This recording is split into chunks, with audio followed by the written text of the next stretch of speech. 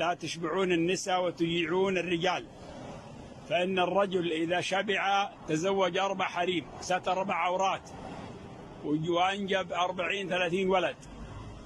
والمرأة إذا شبعت طلقت زوجها وخربت بيتها وخربت الأسرة وخربت العالم كله. فإشباع النساء ترى ضرر عظيم يا إخواني، وإجاعة الرجال. أشبع الرجال حتى يقومون بالنساء. المرأة ما تعرف تقوم بنفسها، ناقصات عقل ودين يقول الرسول صلى الله عليه وسلم.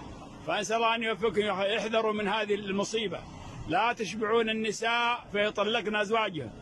عندنا في المدينة أكثر اللي طلق أزواجها الموظفات، خلاص شبعت طلقت زوجها وخربت البيت والعيال صاروا دشري، وبكرة يتخرجون العيال مخدرات وبلاوي ومصايب لا يعلمها إلا الله.